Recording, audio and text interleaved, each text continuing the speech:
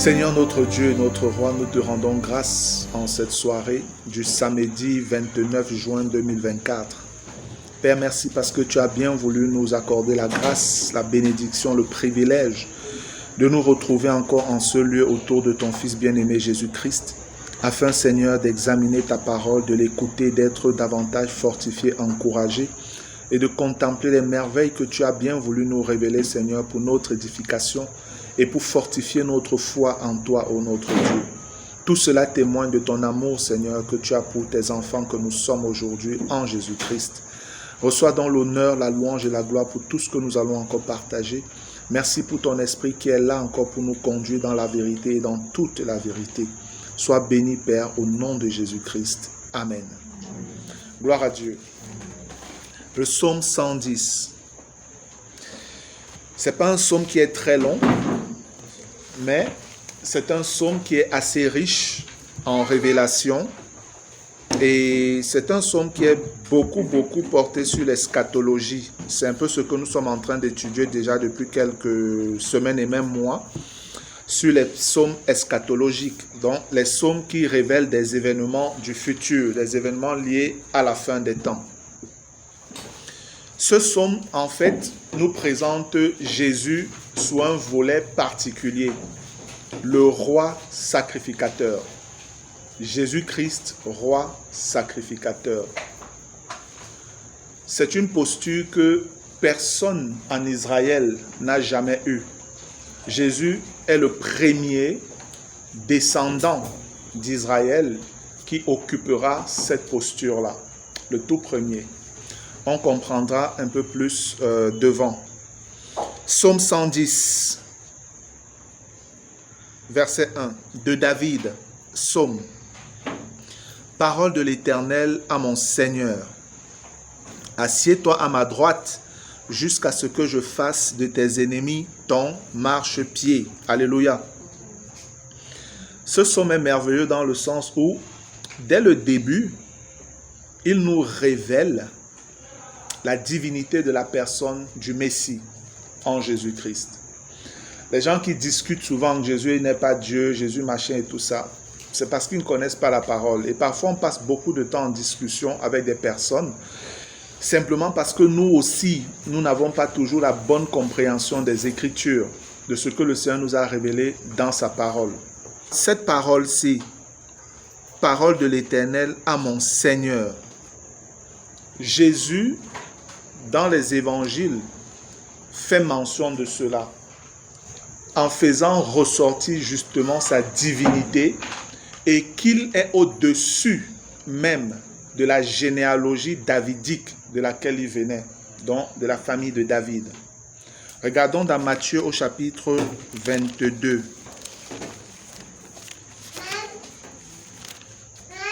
Le psaume du roi sacrificateur. Matthieu 22. Je vais lire à partir du verset 41. Il est écrit: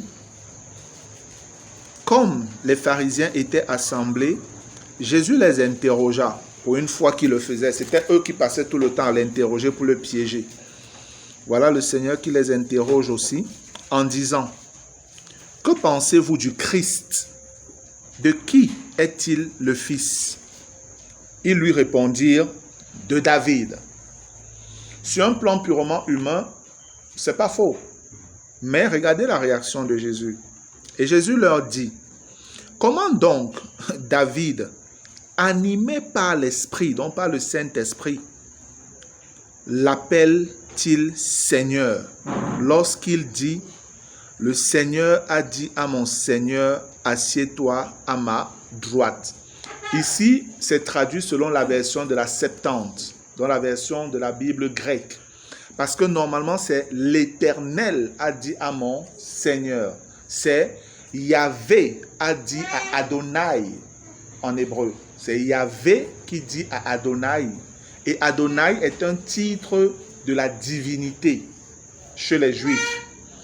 Ici donc, on dit: le Seigneur a dit à mon Seigneur, assieds-toi à ma droite, jusqu'à ce que je fasse de tes ennemis ton marchepied.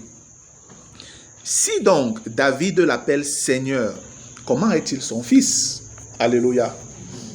Là, Jésus veut faire comprendre qu'en réalité, Le Christ même, le Messie, ne descend pas véritablement de David.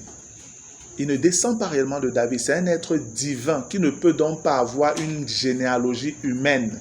On verra ça encore plus loin, dans le psaume 110.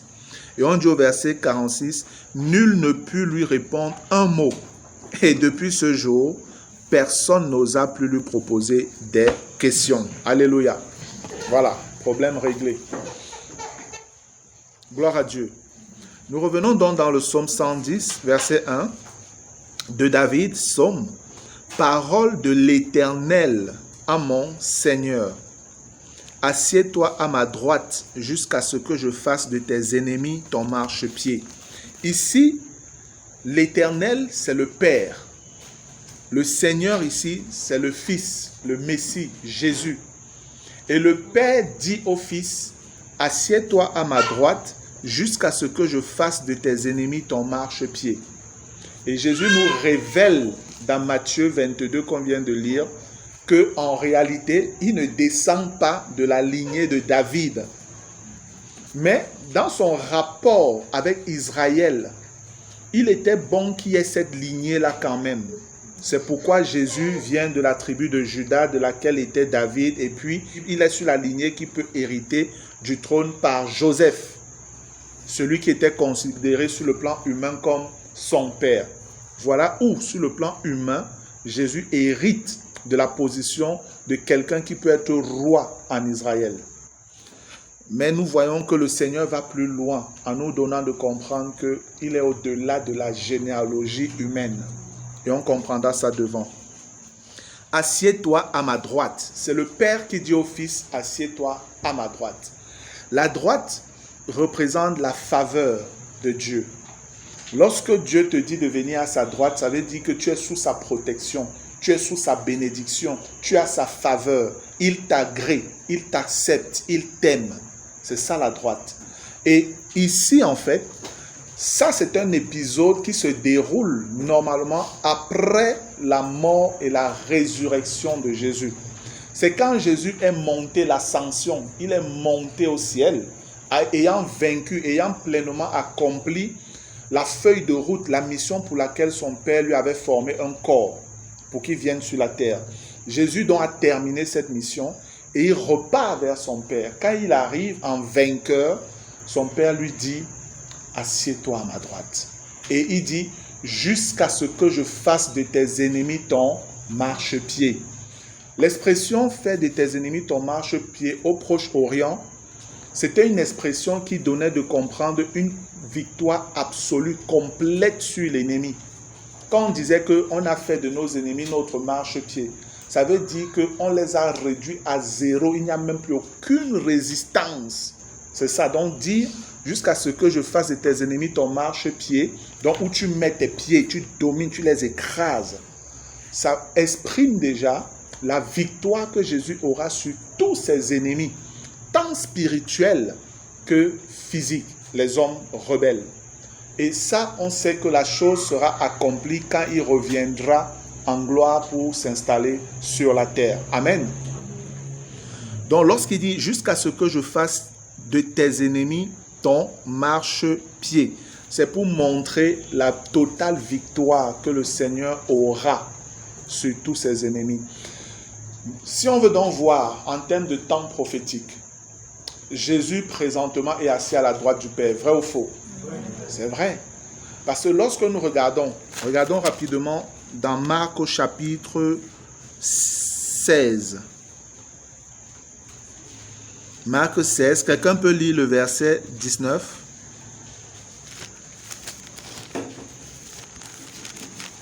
Marc 16, verset 19.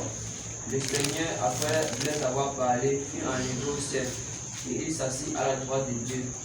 Amen. Le Seigneur, après leur avoir parlé, fut enlevé au ciel. Ascension.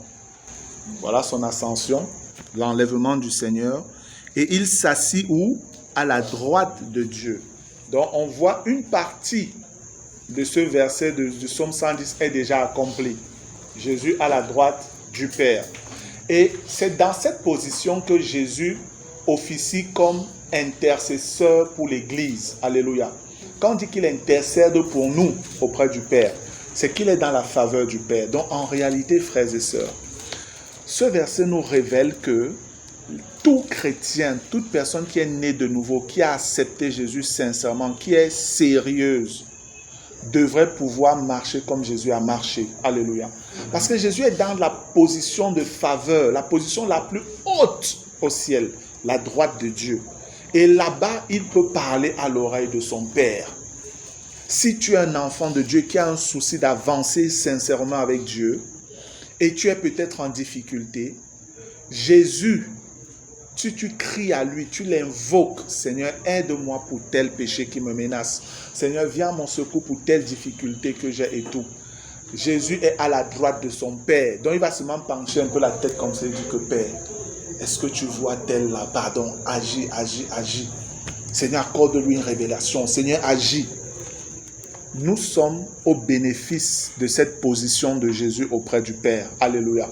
Amen. Écoutez bien. C'est un peu comme si tu es le frère de quelqu'un qui est l'ami intime du président de la République. Donc tu sais que tu as une position où ton frère, n'importe quel problème que tu peux avoir, il est avec celui qui décide, qui donne un ordre et on accomplit seulement. Alléluia. C'est la position de chacun de nous ici. Personne n'est privilégié là-dedans. Rien à voir avec les histoires de que je suis quoi, on va dire quoi, l'homme de Dieu, ou je suis le prophète ceci, ou je suis le prophète cela. Rien à voir. Absolument rien à voir. Nous devons pouvoir comprendre la grâce, le privilège que nous avons d'avoir un représentant de l'humanité et qui est de notre côté, assis à la droite du Père, du Dieu éternel, là-haut. C'est important que nous comprenions cela, frère. Je le dis parce que c'est la position avec laquelle le Seigneur nous vient en aide et nous donne d'avoir la victoire sur le péché. Amen.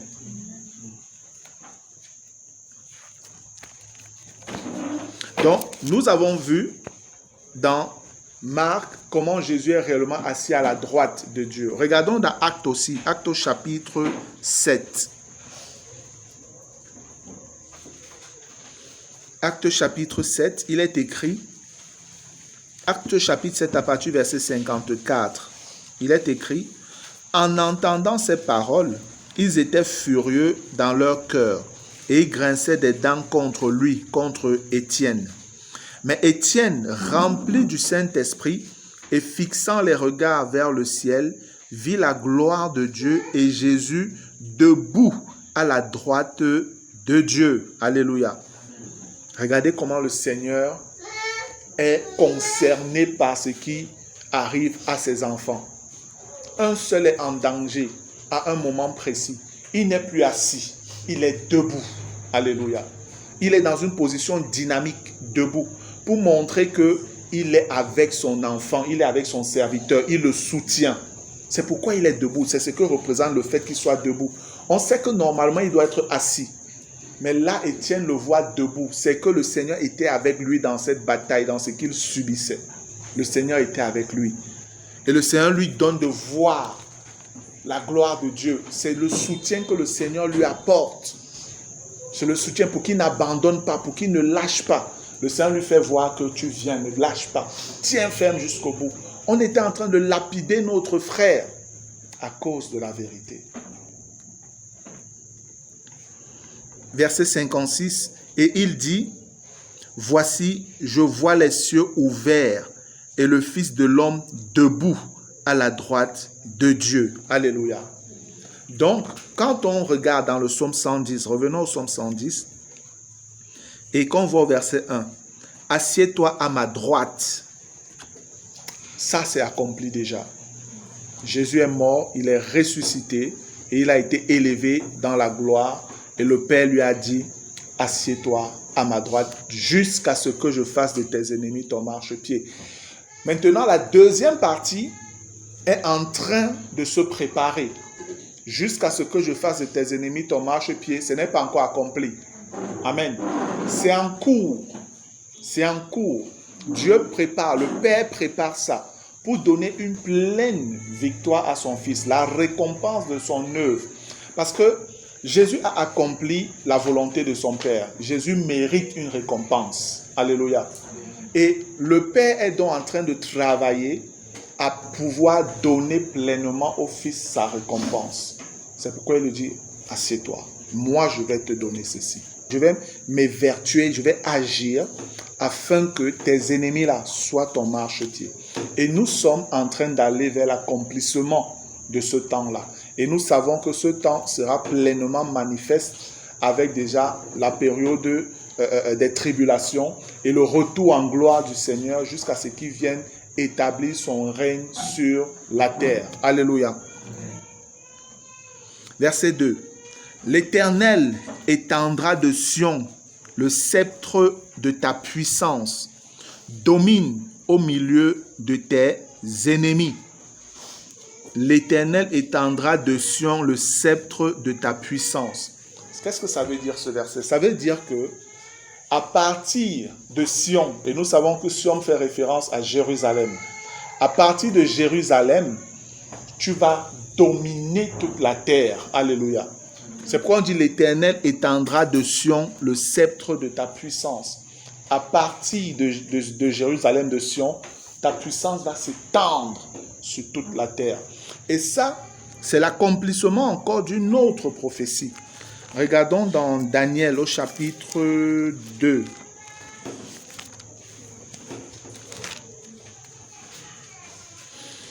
Daniel chapitre 2, à partir du verset 44, il est écrit: dans le temps de ces rois, le Dieu des cieux suscitera un royaume qui ne sera jamais détruit et qui ne passera point sous la domination d'un autre peuple. Il brisera et détruira tous ces royaumes-là et lui-même subsistera éternellement. Alléluia. C'est ce qu'indique la pierre que tu as vue se détacher de la montagne de Sion, en fait, de Jérusalem. Ça vient de Jérusalem et ça va dominer toute la terre, toutes les autres nations. C'est ce qu'indique la pierre que tu as vue se détacher de la montagne sans le secours d'aucune main et qui a brisé le fer, l'airain, l'argile, l'argent et l'or.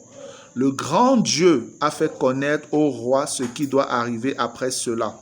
Le songe est véritable et son explication est certaine. Alléluia. Oui, frère.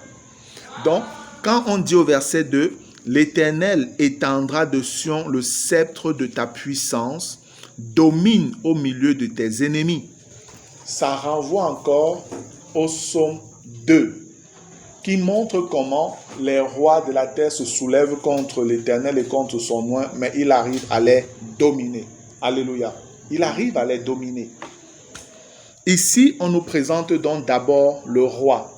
Je vous ai dit, le psaume 110 parle de Jésus-Christ, roi et sacrificateur. Mais on commence par nous présenter le roi. Le verset 3, « Ton peuple est plein d'ardeur quand tu rassembles ton armée avec des ornements sacrés du sein de l'aurore. Ta jeunesse vient à toi comme une rosée. » Tout cela parle de l'armée du Seigneur, de la puissance de l'armée qu'il aura. Parce que Jésus sera un roi ayant une armée hyper puissante. Je vous ai déjà dit ça.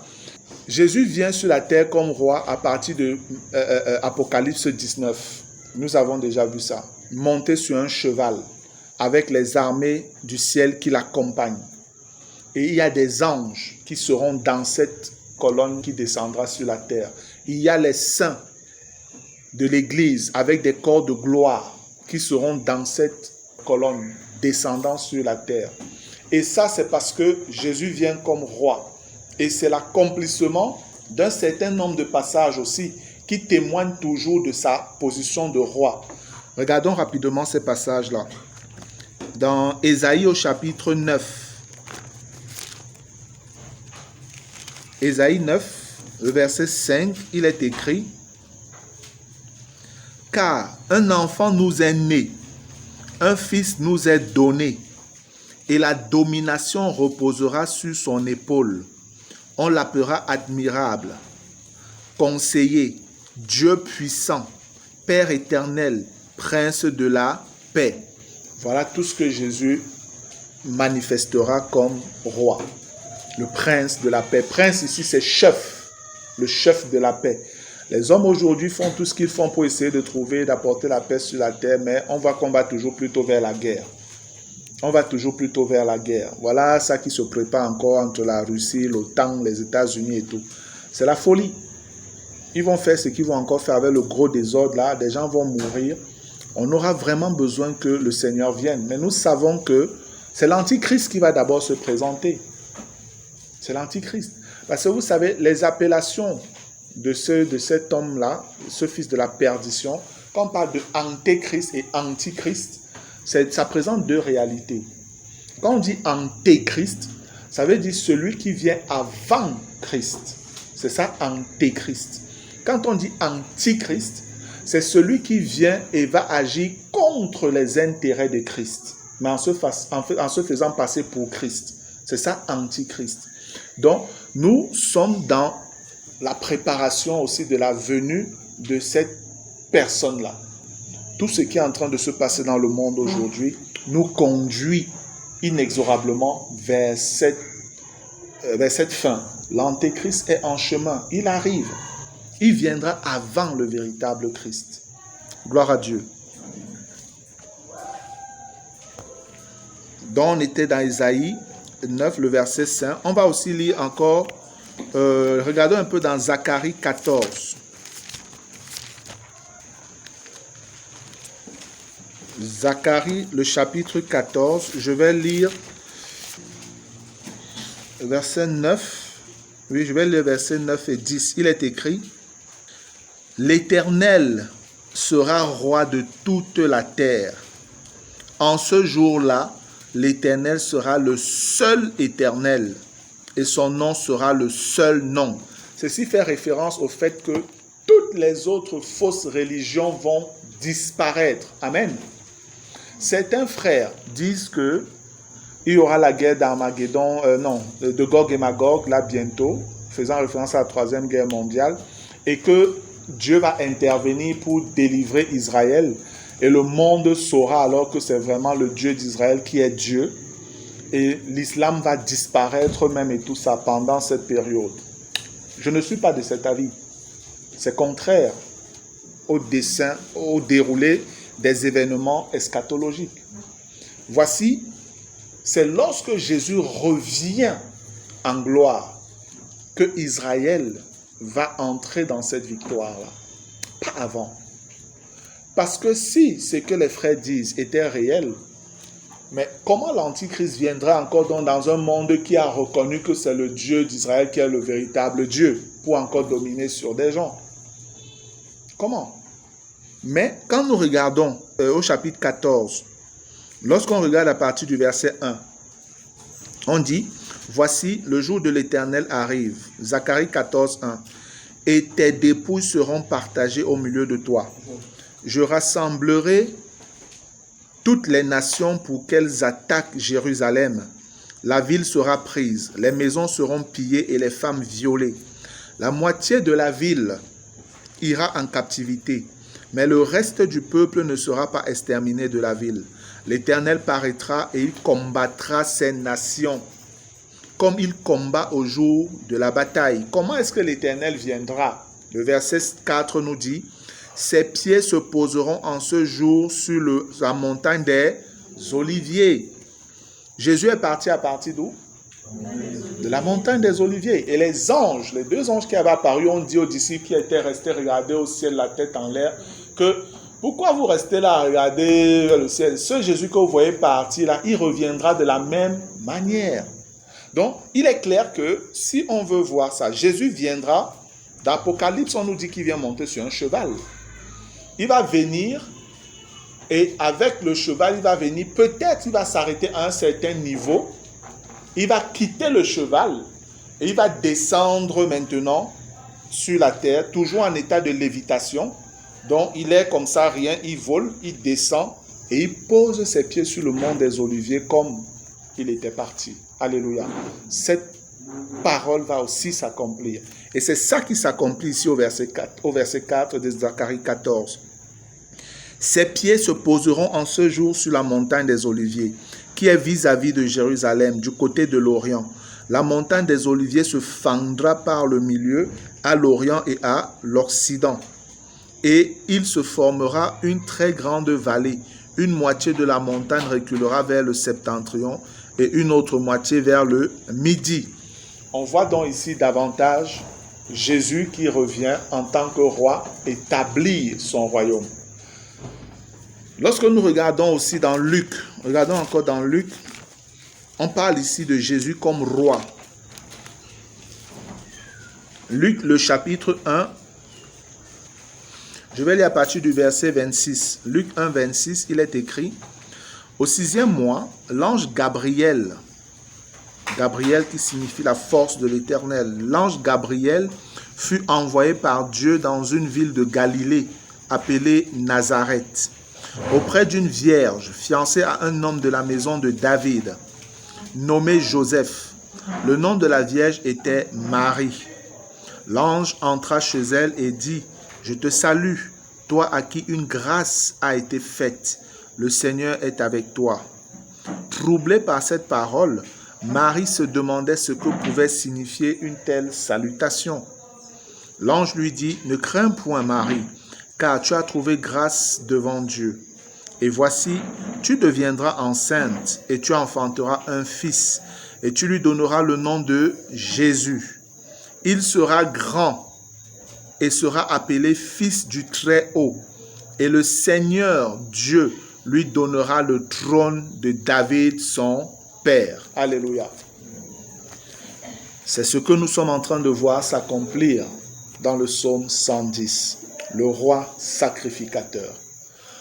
Donc, au verset 2, on dit: l'Éternel étendra de Sion le sceptre de ta puissance. Le sceptre fait référence au bâton de commandement. Le sceptre peut aussi faire référence à la verge avec laquelle il va régner sur le monde. Parce qu'on nous dit que pendant le millénaire, c'est avec une verge de fer que le Seigneur régnera. Amen. Pour soumettre toute velléité, donc toute petite rébellion. Jésus va traiter ça très durement.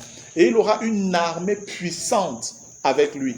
Les anges qui seront là et aussi les saints glorifiés que nous serons. C'est pourquoi au verset 3, on dit: ton peuple est plein d'ardeur. Ça veut dire que il aura maintenant un peuple qui sera zélé pour le servir. On ne sera plus en train de flatter les gens, de forcer les gens, de supplier les gens pour servir l'Éternel. Non. Le peuple de Dieu sera porté à lui obéir. Que ce soit ceux qui seront glorifiés ou même Israël qui va reconnaître en lui le Messie qu'ils avaient crucifié et qu'ils accepteront finalement, eux aussi seront portés à aller annoncer l'évangile du royaume aux nations. Dans Zacharie, on le voit toujours. Dans Zacharie au chapitre 8, on voit également cela. Ton peuple est plein d'ardeur. Quand tu rassembles ton armée, voilà, avec des ornements sacrés du sein de l'aurore, ta jeunesse vient à toi comme une rosée. L'expression du sein de l'aurore et ta jeunesse vient à toi comme une rosée, fait simplement référence au dynamisme qui animera le Seigneur, lui d'abord, premièrement, dans l'œuvre qu'il aura à accomplir de conquérir les nations, et aussi à tous ceux-là qui seront de son côté. Ils vont agir avec beaucoup de dynamisme, beaucoup de force, comme des jeunes. Il n'y aura pas qu'on est fatigué, zéro. Ils auront toujours de la vigueur pour accomplir l'œuvre de l'Éternel et conquérir les nations. Alléluia. Verset 4. L'Éternel l'a juré et il ne s'en repentira point. Tu es sacrificateur pour toujours à la manière de Melchisédek. Alléluia. Là maintenant, on nous présente Jésus le sacrificateur. On nous a présenté le roi et ce qu'il fera. Et maintenant, on nous présente le sacrificateur. Lorsque le Seigneur dit, tu seras sacrificateur à toujours, à la manière de Melchisédek, le Seigneur, en le disant, c'est pour nous révéler la manière dont Jésus-Christ va établir sa position de roi et de sacrificateur sur Israël. En introduction, je vous ai dit que personne en Israël n'a jamais eu cette position. Personne. De roi et sacrificateur en même temps. Voilà pourquoi quelqu'un comme Saül a été rejeté. Voilà en fait parce qu'il a usurpé une chose qui était sacrée. Il est entré dans le sacré. Il est entré dans le sacré. Il n'avait pas à être roi et venir exercer une fonction de sacrificateur. Voilà en fait pourquoi il a été rejeté. Parce qu'il a essayé d'usurper une chose qui ne lui revenait pas. De toute l'histoire d'Israël, personne n'a jamais été roi en même temps sacrificateur. Et pourquoi on dit que tu seras sacrificateur à la manière de Melchisédek? Melchisédek, vous connaissez, vous êtes des liseurs de Bible. Dans la Genèse, on nous présente cette personne-là vers qui Abraham va et Abraham lui donne la dîme de tout et il bénit Abraham. On nous dit Melchisédek est roi et il est aussi sacrificateur du Dieu très haut. Et il est roi de Salem, l'ancien nom de Jérusalem. Mais maintenant, quelle est la particularité de Melchisédek? Pourquoi on dit qu'il sera sacrificateur à la manière de Melchisédek? Avant, je pensais que Melchisédek c'était Jésus. C'est ce que je pensais avant. Mais lors d'un échange avec davantage le frère Romain, on a essayé d'examiner un certain point par rapport à Melchisédek et on s'est rendu compte que non, Melchisédek c'est pas Jésus. Et après, j'ai approfondi cette recherche-là avec mon épouse. Et là, on a clairement compris en fait pourquoi on pouvait dire que Jésus sera sacrificateur à la manière de Melchisédek. Simplement parce que Melchisédek est un homme qui a réellement existé. Et c'est un homme qui a réellement été roi à Salem, l'ancien nom de Jérusalem, ville de paix. C'était ça, Salem, le sens de Salem, c'est la ville de la paix. Mais Melchisédek, tel qu'on l'a présenté dans la Bible ne nous a jamais dit de quelle tribu Melchisédek venait. On ne connaît pas. On ne connaît pas non plus quelle est sa généalogie. Donc on ne sait pas qui est son père, qui est sa mère, d'où il descend. On ne connaît pas. Mais on sait seulement que c'est quelqu'un qui, à un moment de l'histoire, au temps d'Abraham, a été roi à Jérusalem et a été aussi sacrificateur. Mais il n'appartenait pas à Israël parce que Israël même n'existait pas encore. Israël n'existait pas encore. C'est pourquoi on dit donc que Jésus sera sacrificateur à la manière de Melchisédek. Pour dire quoi? Que normalement, Jésus, quand il nous dit, si donc le Christ est le fils de David, comment David l'appelle-t-il encore Seigneur? Pour montrer en fait que je ne suis réellement pas de la lignée de David. Moi, je viens d'en haut. Je suis Dieu. Je suis le Messie. C'est pourquoi quand vous regardez ce qu'on dit de Melchisédek dans Hébreu, regardons un peu ce qu'on dit de Melchisédek dans Hébreu.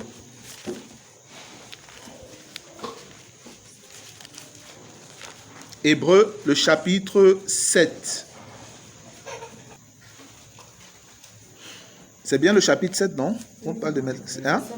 Voilà. Prenons à partir du verset 1. Il est écrit, en effet, ce Melchisédek était roi de Salem, sacrificateur du Dieu très haut. Il alla au-devant d'Abraham lorsqu'il revenait de la défaite des rois. Il le bénit. Et Abraham lui donna la dîme de tout. Il est d'abord roi de justice, d'après la signification de son nom, dont Melchisédek veut dire roi de justice. Ensuite, roi de Salem, c'est-à-dire roi de paix. Il est sans père, sans mère, sans généalogie. Il n'a ni commencement de jour, ni fin de vie. mais il est rendu semblable au Fils de Dieu. Ce Melchisédek demeure sacrificateur à perpétuité. Amen. Ici, en fait, c'est la fonction de sacrificateur selon l'ordre de Melchisédek qui demeure à perpétuité. Parce que Melchisédek lui-même est mort. Melchisédek est sûrement mort. Mais pourquoi on peut nous dire ici qu'il est sans père, sans mère, sans généalogie? On dit il n'a ni commencement de jour, ni fin de vie, mais il est rendu semblable. On ne dit pas qu'il est exactement comme il est semblable, donc il ressemble. Il est rendu semblable au Fils de Dieu. Ce Melchisédek demeure sacrificateur à toujours. En fait, c'est parce que Melchisédek, comme je l'ai déjà dit, on ne nous révèle pas le nom de son père. On ne connaît pas qui est son père. On ne connaît pas qui est sa mère. On ne connaît donc pas sa généalogie. Donc, il était le fils de, comme on voit dans la Bible. On connaît la lignée des sacrificateurs, on connaît la lignée des souverains sacrificateurs.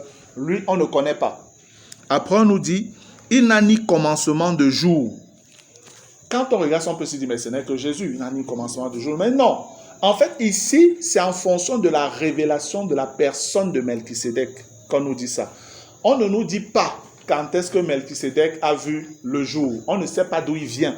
La Bible a cette tu dessus. Dieu s'est tu dessus. Pourquoi? Parce que Dieu voulait un type, une image de la personne de Jésus en la personne de Melchisédek. C'est pourquoi on dit il n'a ni commencement de jour. Mais en réalité, Melchisédek étant un homme, il est réellement né un moment. Mais Dieu s'est réservé de garder ça. Il ne nous l'a pas révélé. Parce qu'il voulait que Melchisédek soit la représentation de son fils. Après, on nous dit, il n'a ni commencement de jour, ni fin de vie. Dès qu'on vous parle de Melchisédek et ce qui s'est passé avec lui et Abraham, est-ce qu'on parle encore de lui? D'un autre épisode dans la Bible? Jamais. Quand on parle de lui, c'est en rapport avec ce qu'il avait fait avec Abraham. Amen.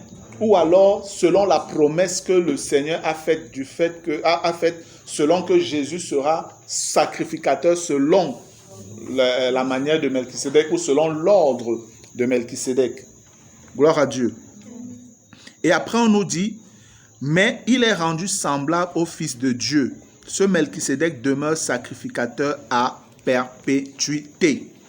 C'est ainsi donc que la position de Jésus qu'il prend en tant que sacrificateur selon l'ordre de Melchisédek fait en fait que Jésus devient le souverain sacrificateur de toute la terre.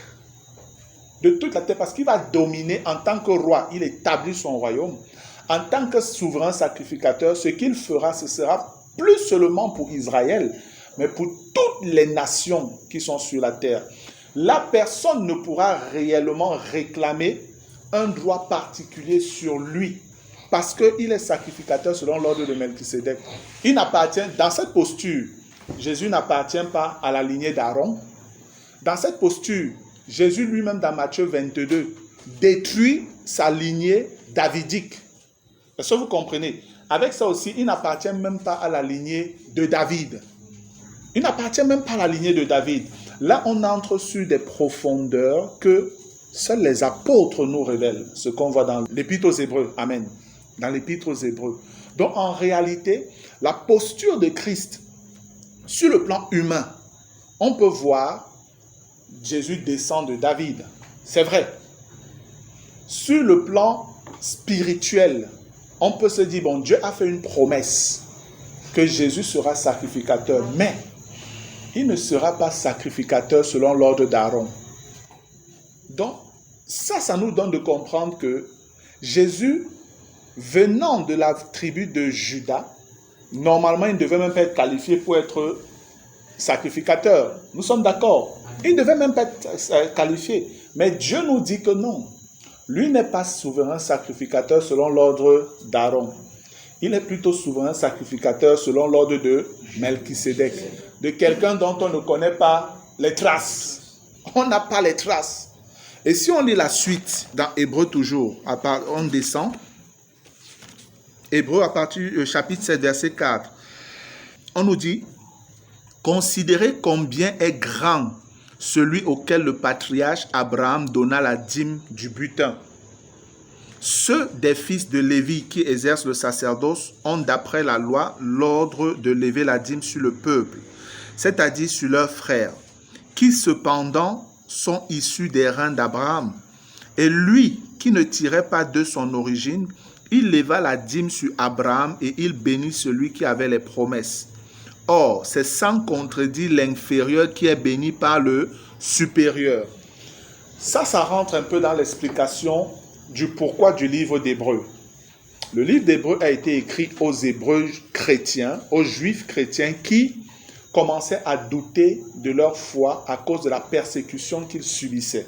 Et beaucoup étaient en train d'abandonner les assemblées pour rentrer dans le judaïsme, disant qu'ils rentrent à la religion de leur père. Ce que nous, aujourd'hui, Africains, on nous demande là. Rentrons dans la religion de nos ancêtres, rentrons en Égypte et tout ça. Les Hébreux s'y faisaient déjà ça. Ils ont bien commencé avec Jésus, mais devant la persécution, les menaces, un bon nombre ont commencé à rentrer dans le judaïsme. Et l'auteur des Hébreux écrit donc pour leur présenter la grandeur de Jésus devant ceux qu'eux ils considèrent comme des sommités. C'est pourquoi il prend les anges. Et dès le chapitre 1, il nous fait comprendre que Jésus est plus grand que les anges. Il prend Aaron. Il nous montre que Jésus est plus grand que Aaron. Ici maintenant, il prend qui? Abraham. Le patriarche des patriarches. Il a même pris Moïse. Il va montrer que Jésus est plus grand que Moïse. Ah, mon cœur saute de joie, frère.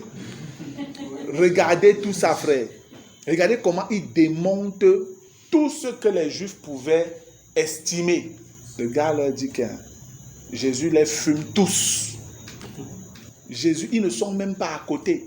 Regardez ce qu'il dit à partir du verset 6. Il dit, et lui qui ne tirait pas de son origine, il leva la dîme sur Abraham et il bénit celui qui avait les promesses. Et après, il dit au verset 7, or, c'est sans contredit, donc on ne peut pas contester ça. L'inférieur qui est béni par le supérieur. Ça veut dire que Abraham était inférieur à Melchisédek. Abraham était inférieur à Melchisédek. Et si donc Jésus est selon l'ordre, est sacrificateur selon l'ordre de Melchisédek, ça veut dire que Jésus lui-même, Abraham, est en dessous. Et Jésus nous l'a dit dans les évangiles. Abraham, votre père, a vu mon jour et il s'est réjoui. Tu n'as pas encore, on a dit quoi, 40 ou 50 ans, tu dis que tu as vu Abraham, on a ramassé les cailloux, que viens ici petit garçon. Il ne comprenait pas le langage du Seigneur. Alléluia. Alors que, voilà, les épîtres nous expliquent clairement pourquoi Jésus pouvait parler comme ça. Étudions les épîtres, frères. Amen. Amen. Verset 8. Et ici, ceux qui perçoivent la dîme sont des hommes mortels. Mais là, c'est celui dont il est attesté qu'il est vivant. De plus, Lévi qui perçoit la dîme l'a payé pour ainsi dire par Abraham, car il était encore dans les reins de son père lorsque Melchisédek alla au-devant d'Abraham. Si donc la perfection avait été possible par le sacerdoce lévitique, car c'est sur ce sacerdoce que repose la loi donnée au peuple, était-il encore nécessaire qu'il paraisse un autre sacrificateur selon l'ordre de Melchisédek et non selon l'ordre d'Aaron? Car le sacerdoce étant changé, il y a aussi nécessairement un changement de loi. En effet, celui de qui ces choses sont dites appartient à une autre tribu, dont aucun membre n'a fait le service de l'autel. Car il est notoire que notre Seigneur est sorti de Juda, tribu dont Moïse n'a rien dit pour ce qui concerne le sacerdoce. Cela devient plus évident encore quand il paraît un autre sacrificateur à la ressemblance de Melchisédek, institué non d'après la loi d'une ordonnance charnelle, mais selon la puissance d'une vie impérissable, car ce témoignage lui est rendu. Tu es sacrificateur pour toujours, selon l'ordre de Melchisédek. Il y a ainsi abolition d'une ordonnance antérieure à cause de son impuissance et de son inutilité. Ceux qui disent que la loi n'est pas abolie là. Voilà un passage qui montre clairement que la loi est abolie et même pourquoi la loi est abolie. Parce que la sacrificature selon l'ordre d'Aaron qui était liée à la loi mosaïque est mise à côté. Si c'est donc mis à côté, ça veut dire que vous n'avez plus de possibilité de pouvoir servir Dieu selon la loi de Moïse. Parce que ce n'est plus ce souverain sacrificateur-là. Il n'y a plus de souverain sacrificateur selon l'ordre d'Aaron. Mais on a un souverain sacrificateur selon l'ordre de Melchisédek. Et c'est pourquoi c'est celui-là qui est assis dans le sanctuaire qui n'a pas été fait de main d'homme et qui est dans le ciel. Alléluia. Et c'est celui-là qui est vivant, qui peut donc toujours intercéder pour nous. Ce que le souverain sacrificateur faisait pour Israël, Jésus fait ça aujourd'hui pour son Église. Alléluia. C'est clair, c'est simple, frère. Amen. C'est clair et c'est simple. Verset 19. Car la loi n'a rien amené à la perfection et introduction d'une meilleure espérance, par laquelle nous nous approchons de Dieu.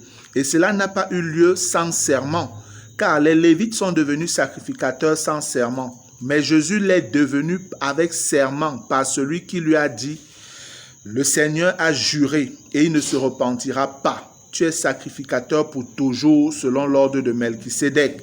Jésus est par cela même le garant d'une alliance plus excellente. Quand on dit en français, excellent, c'est déjà quelque chose de costaud. On dit encore plus excellent. Les titres là, vous connaissez comment on va encore noter la qualité ici. Tu mets plus excellent, c'est pour dire quoi? Frère, c'est que c'est un autre niveau. Amen. C'est un autre niveau. Voilà ce qu'on nous présente. Donc, quand on dit dans le psaume 110, au verset 4, l'Éternel l'a juré et il ne s'en repentira point. Tu es sacrificateur pour toujours, à la manière de Melchisédek. Frère, c'est quelque chose de profond. On peut en parler et davantage dire des choses dessus. Mais je vous donne des éléments de méditation, de réflexion comme ça. Vous pourrez davantage vous-même aller creuser sur ce sujet-là. Amen.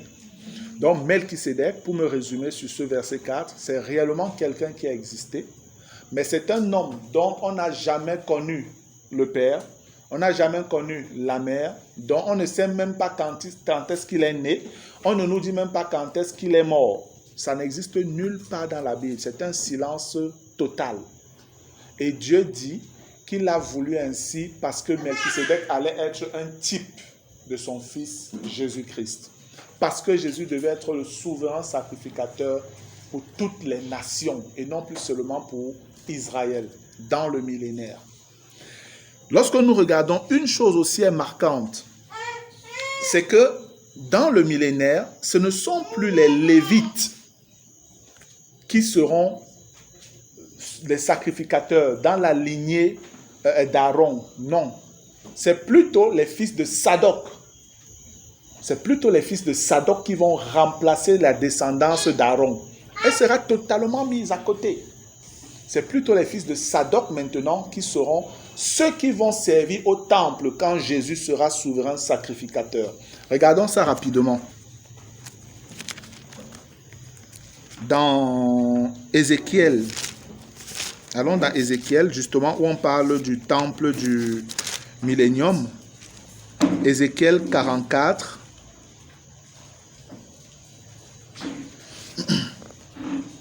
Ézéchiel 44. On va lire à partir du verset 9. Ézéchiel 44, on lit à partir du verset 9. Il est écrit: Ainsi parle le Seigneur l'Éternel. Aucun étranger incirconcis de cœur et incirconcis de chair n'entrera dans mon sanctuaire. Aucun des étrangers qui seront au milieu des enfants d'Israël. De plus, écoutez, les Lévites qui se sont éloignés de moi quand Israël s'égarait et se détournaient de moi pour suivre ses idoles, porteront la peine de leur iniquité. Ici, c'est comme un jugement de Dieu parce que Israël s'est détourné de l'Éternel sous le commandement ou sous le règne des Lévites là. Les fils d'Aaron et tout. C'est eux qui étaient les sacrificateurs. C'est eux qui étaient censés veiller sur le peuple pour que le peuple ne se détourne pas. Mais quand vous lisez justement dans Ézéchiel, vous voyez comment on vous montre jusqu'à il y avait des chambres, des prostituées sacrées dans le temple. Frère. Comme chez les païens.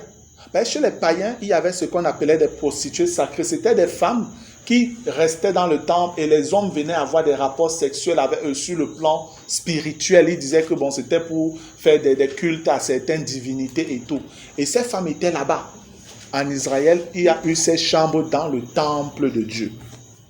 Et sous le règne, le commandement des fils d'Aaron. C'est pourquoi le Seigneur les met à côté. Verset 10. De plus, les Lévites qui se sont éloignés de moi quand Israël s'égarait et se détournait de moi pour suivre ses idoles, porteront la peine de leur iniquité. Ils seront dans mon sanctuaire comme serviteurs. Ils auront la garde des portes de la maison et feront le service de la maison. Ils égorgeront pour le peuple les victimes destinées aux holocaustes et aux autres sacrifices. Et ils se tiendront devant lui pour être à son service. Parce qu'ils l'ont servi devant ses idoles et qu'ils ont fait tomber dans le péché la maison d'Israël. Je lève ma main sur eux, dit le Seigneur l'Éternel, pour qu'ils portent la peine de leur iniquité. Ils ne s'approcheront pas de moi pour être à mon service dans le sacerdoce, parce qu'ils ont fait ces choses-là pour des idoles. Ils ont servi les idoles, ils ont fait des sacrifices, ils ont fait des choses comme s'ils faisaient ça pour l'Éternel, alors que c'était pour ces idoles-là. Le Seigneur dit que eux là, j'enlève ma main, je ne lève plus. Verset 13. Ils ne s'approcheront pas de moi pour être à mon service dans le sacerdoce. Ils ne s'approcheront pas de mes sanctuaires, de mes lieux très saints. Ils porteront la peine de leur ignominie et des abominations qu'ils ont commises. Je leur donnerai la garde de la maison et ils en feront tout le service et tout ce qui doit s'y faire. Mais les sacrificateurs, les Lévites, fils de Sadoc, qui ont fait le service de mon sanctuaire quand les enfants d'Israël s'égaraient loin de moi, ceux-là s'approcheront de moi pour me servir. Et ils se tiendront devant moi pour m'offrir la graisse et le sang, dit le Seigneur l'Éternel. Ils entreront dans mon sanctuaire, ils s'approcheront de ma table pour me servir. Ils seront à mon service. Amen. On peut regarder aussi le chapitre 48, Ézéchiel 48. Les versets 10 à 11 disent presque la même chose. Il est écrit: c'est au sacrificateur qu'appartiendra cette portion sainte, 25 000 cannes au septentrion, 10 000 en largeur à l'occident, 10 000 en largeur à l'orient et 25 000 en longueur au midi, et le sanctuaire de l'Éternel sera au milieu. 11. Elle appartiendra aux sacrificateurs consacrés, aux fils de Sadoc, qui ont fait le service de mon sanctuaire, qui ne se sont point égarés, lorsque les enfants d'Israël s'égaraient, comme s'égaraient les Lévites. Voilà. Donc, même au niveau de ceux qui vont davantage servir comme sacrificateurs, se rapprocher de l'Éternel, pendant le millénaire, ça va changer. Ce ne sera plus la descendance d'Aaron parmi les fils de Lévite, mais ce sera plutôt la descendance de Sadoc, qui seront ceux qui vont travailler à côté du Seigneur en tant que sacrificateurs. Je relis donc, on repart dans le psaume 110 au verset 4. Il est écrit: l'Éternel l'a juré et il ne s'en repentira point. Tu es sacrificateur pour toujours à la manière de Melchisédek. Le verset 5 dit: le Seigneur à ta droite brise des rois au jour de sa colère. Il exerce la justice parmi les nations. Tout est plein de cadavres. Il brise les têtes sur toute l'étendue du pays. Ceci montre vraiment le règne du Seigneur, la conquête de Jésus avec une verge de fer sur la terre. Certaines nations vont essayer de se rebeller contre lui et la Bible nous montre les atrocités qu'il y aura. Ce ne sera pas facile, je vais dire ça comme ça. Parce que quand on dit « il brise des têtes » sur toute l'étendue du pays, est-ce que vous comprenez ce que ça veut dire? La puissance avec laquelle Dieu va agir contre ses ennemis. Les têtes seront éclatées, cassées et tout. Je vous ai dit, vous imaginez, frère, une bataille où des hommes fous, à cause de leur péché, de leur cœur rebelle, vont venir pour se mesurer aux anges. Un ange, c'est que quand il prend son doigt, il tape ta tête. Le doigt seulement, il tape ta tête avec son doigt, ça se casse. Est-ce que vous imaginez?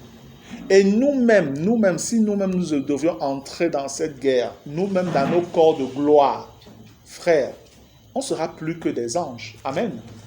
Parce qu'on sera identique à Jésus. Les anges ne pourront rien en termes de puissance devant nous. Donc, si seulement les anges, vous ne pouvez pas les gérer, à combien plus forte raison les fils du Dieu très haut dans la gloire, revêtant leur corps de gloire. C'est glorieux, frère. Alléluia. Amen. Ça, ce sont les choses de notre royaume. C'est de ça que nous devons parler. Au lieu de rester dans les problèmes là, entre frères, sœurs, les petits murmures, machin, tout ça, c'est trop bas, frère. L'ennemi nous distrait avec ça. Voilà les choses dont nous devons parler, les choses qui donnent de voir la gloire, la puissance, la grandeur de notre Dieu. Et ce qui nous est réservé, ce à quoi nous sommes destinés. Et ça doit nous motiver pour que nous travaillions, frère, à nous accrocher davantage au Seigneur afin d'hériter de ces choses-là. Parce que nous sommes invités à cela. Alléluia. Verset 6. Je prendrai le verset 5 encore. Le Seigneur à ta droite. Le Seigneur à la droite de l'Éternel. Le Seigneur à la droite de son Père. Le Seigneur à ta droite brise des rois au jour de sa colère. Si nous regardons le psaume 2 dont je parlais, relisons le psaume 2, c'est pas très long. Et ça va en droite ligne avec ce qui est dit là. Le psaume 2 nous présente Jésus-Christ comme le roi qui est en train d'arriver aussi. Mais là, on ne le présente pas comme sacrificateur, mais on le présente comme roi et héritier des choses de la terre, parce qu'il a vaincu, son Père le lui donne. Psaume 2, verset 1, il est écrit « Pourquoi ce tumulte parmi les nations, ces vaines pensées parmi les peuples? Pourquoi les rois de la terre se soulèvent-ils et les princes se liguent-ils avec eux contre l'Éternel et contre son nom ?» Ces passages-ci veulent parler de la conspiration que les agents de l'ennemi, les hommes qui ont signé des pactes avec le diable, les traîtres de la race humaine, qui sont entrés en alliance avec le diable, avec l'Antichrist, font espérant pouvoir contrôler le monde et tous les hommes.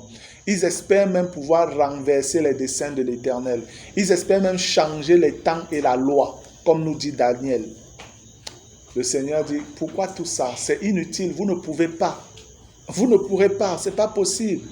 Repentez-vous, revenez à votre bon sens. Verset 3. Brisons leurs liens, délivrons-nous de leurs chaînes. Voilà ce qu'ils disent. Ils ne veulent plus la loi de l'Éternel, ils ne veulent plus la doctrine, ils ne veulent plus la vérité, ils ne veulent plus le commandement de Dieu. C'est pourquoi ils disent, brisons leurs liens, délivrons-nous de leurs chaînes.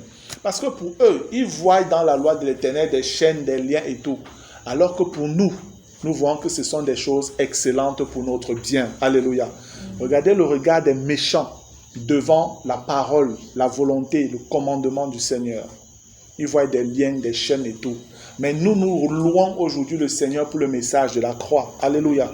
Voilà la différence, frère, entre le cœur des enfants de Dieu et le cœur des enfants du diable. Et on nous dit au verset 4, « Celui qui siège dans les cieux rit. Le Seigneur se moque d'eux. Puis, il leur parle dans sa colère.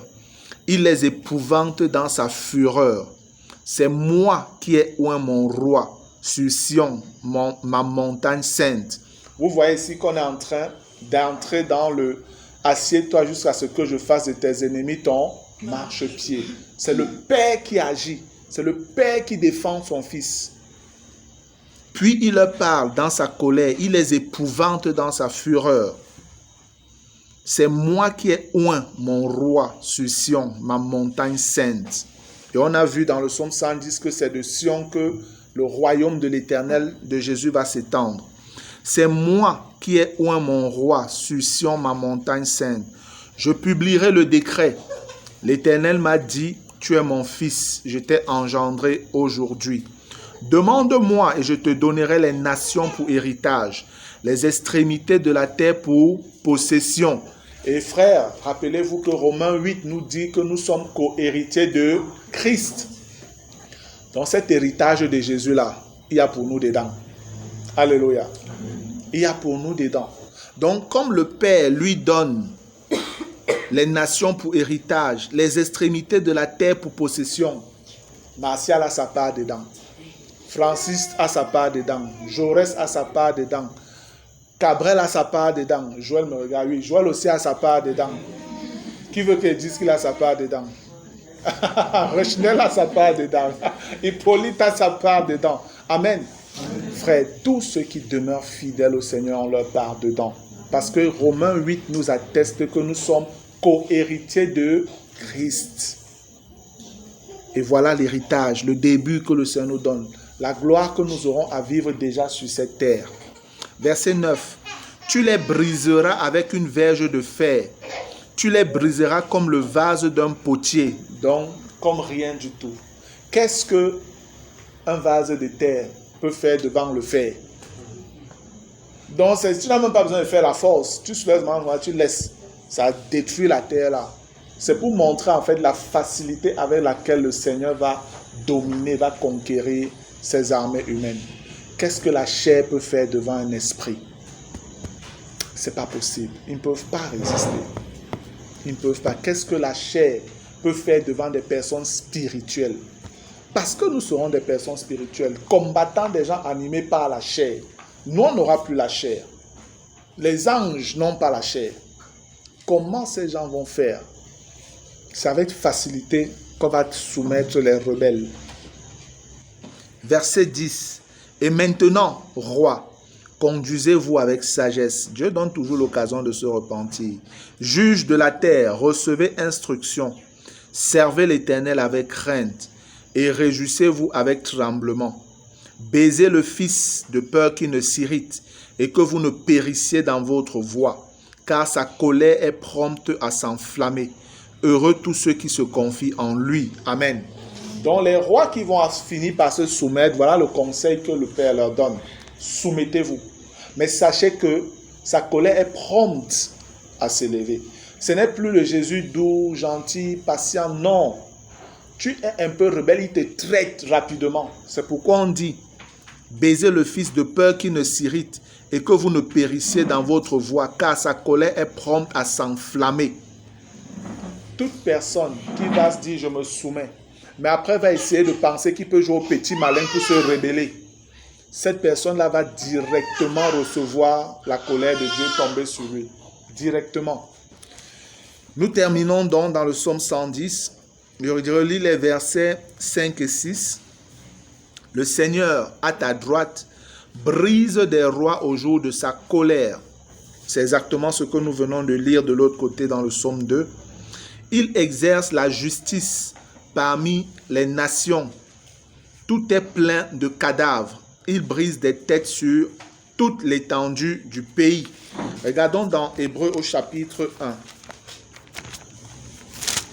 On est en train de terminer. Regardons Hébreux au chapitre 1. Je vais lire à partir du verset 1. Après avoir autrefois, à plusieurs reprises et de plusieurs manières parlé à nos pères par les prophètes, Dieu, dans ces derniers temps, Hébreux chapitre 1 verset 2, nous a parlé par le Fils. Il a établi héritier de toutes choses.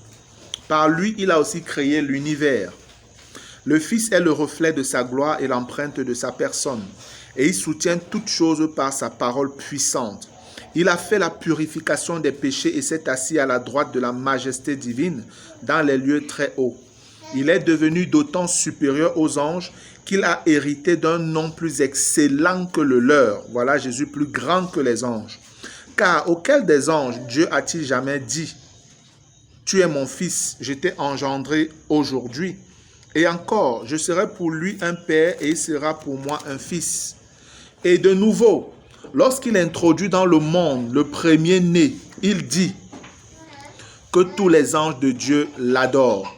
De plus, il dit des anges, il fait de ses anges des esprits et de ses serviteurs une flamme de feu. Mais il a dit au Fils, ton trône, ô Dieu, est éternel. Le sceptre de ton règne est un sceptre d'équité. Voilà, on parlait du sceptre, on parle du sceptre dans le psaume 110. Et on voit donc à quoi le sceptre fait référence aussi. Le sceptre de ton règne est un sceptre d'équité. Tu as aimé la justice et tu as haï l'iniquité. C'est pourquoi, ô Dieu, ton Dieu t'a oint d'une huile de joie au-dessus de tes collègues. Donc, ces paroles-ci ont un lien avec le psaume 110. Et encore, toi, Seigneur, tu as au commencement fondé la terre et les cieux sont l'ouvrage de tes mains. Ils périront, mais tu subsistes. Ils vieilliront tous comme un vêtement. Tu les rouleras comme un manteau et ils seront changés. Mais toi, tu restes le même et tes années ne finiront point. Et auquel des anges a-t-il jamais dit, assieds-toi à ma droite jusqu'à ce que je fasse de tes ennemis ton marchepied. Ne sont-ils pas tous des esprits au service de Dieu, envoyés pour exercer un ministère en faveur de ceux qui doivent hériter du salut? Donc voilà le premier argument qui est donné aux Juifs, là, aux frères hébreux, les Juifs et chrétiens, qui retournaient dans le judaïsme. On leur dit, Jésus est plus grand que les anges, mes amis. Jésus, regardez ce que Dieu a dit sur Jésus, sur lui le Messie. Revenez, ne vous détournez pas, ne fuyez pas, n'abandonnez pas vos assemblées. C'était aux frères juifs qu'on disait cela. Gloire à Dieu. Donc, le verset 6 dit, il exerce la justice parmi les nations. Je suis dans le psaume 110. Il exerce la justice parmi les nations. Tout est plein de cadavres. Il brise des têtes sur toute l'étendue du pays. Ceci fait simplement référence au fait que Jésus régnera avec une verge de fer. Ça sera plus un temps de grâce selon que non, on peut faire n'importe quoi, on laisse, le Seigneur va attendre. Non. Maintenant là, tu fais bêtise, tu reçois directement. On ne sera pas là à garder les méchants, les pourris sur la terre. Tu tentes, on te traite. Ce sera ça le millénaire aussi. Le verset 7, il boit au torrent pendant la marche. C'est pourquoi il relève la tête. À quoi ça fait référence? Nous savons que le peuple d'Israël, quand il marchait dans le désert, il y avait un rocher qui les suivait où ils s'abreuvait. Et on nous a révélé que ce rocher était Christ. Et c'était un témoignage qu'ils avaient vraiment la faveur et le soutien de l'Éternel. Ici, ça fait référence à cela en fait. Il boit au torrent pendant la marche. C'est pour dire, pendant la conquête qu'il y aura, le Seigneur sera avec eux pour davantage les fortifier, les soutenir. Ils ne seront pas fatigués. Ce n'est pas des personnes qui seront fatiguées. Ils auront toujours de l'énergie, de la force pour accomplir la volonté du Seigneur. Et après, on nous dit, c'est pourquoi il relève la tête. Il marche avec fierté parce qu'il est vainqueur. Alléluia.